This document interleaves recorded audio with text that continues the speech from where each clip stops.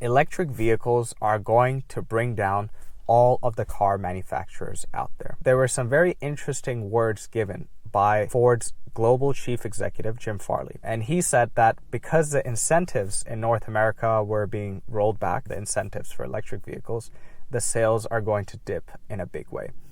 And North America has had very good incentives to go and buy electric vehicles, right up to 7,500 USD. And now with the political landscape, a lot of the bills, a lot of those incentives are going to be rolled back, where it's not going to be as good for you if you buy an electric vehicle, right? The government's not going to subsidize a lot of that activity. Even the emission laws, certainly there's been times where the emission laws have been very strong and the fines have been strong, and it's pushed manufacturers into electric vehicles. Those are rolled back now in North America. And that's caused a lot of manufacturers to rethink their position and start bringing out gasoline engines. But I said at the beginning of the video that electric vehicles could bring down car makers, right?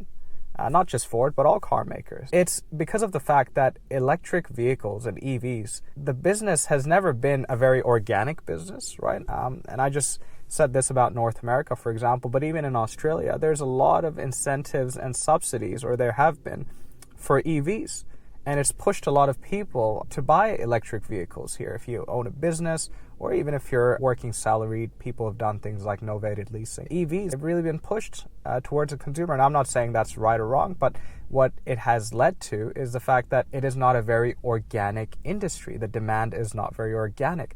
A lot of it is intertwined with the subsidies. And when you start rolling those away, it starts collapsing. And why that impacts all car makers is all the car makers around the world, guys, they've gone fully in. They're all in, guys, right? Everyone. It's not just Ford. Ford's got the F-150 Lightning in the USA, which is a $150,000 truck. That's ridiculous, right? But despite that, it's actually one of the better selling electric vehicles there. It outsells the Tesla Cybertruck. But industries and car makers have gone all into these electric vehicles. Benz has done it.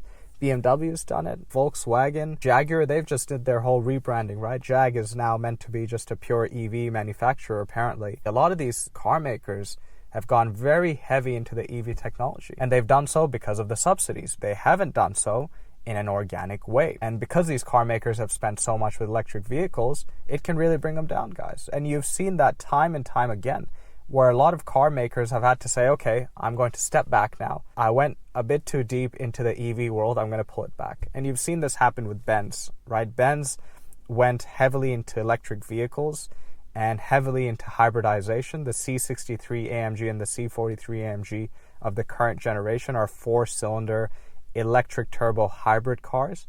And the market has not responded well. The market has not responded well to downsizing. You've seen it with Porsche, where the next gen Cayman and Boxster cars are meant to be electric. I don't think, guys, that the enthusiasts are going to respond well to that either. Porsche has gone into that position. It can end very badly for them. Now, the Taycans, some of those other generic cars by Porsche, it's okay to go electric. That's fine. But a model like a Boxster or a Cayman or even a 911, very difficult to go electric. Hybrid's okay.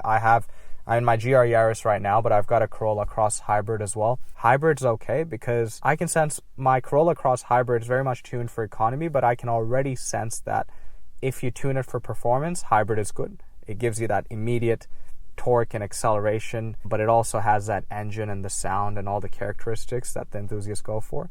So I can see hybrid has sporty applications, but electric, guys, certainly what enthusiasts are looking for, it's not there. And electric cars are really not there in terms of resale value and residuals. That's what's kept a lot of the people away from electric vehicles. I've stayed away from electric vehicles because of residuals, guys. I hate losing money, and these electric vehicles are amazing. I mean, I've got my Corolla Cross, and with that same money, if I go out into the market and buy an electric vehicle, I'll be driving like a sultan, right? Like a prince or something. Those electric vehicles are so good now. The acceleration, the interior tech, the technology, everything is crazy.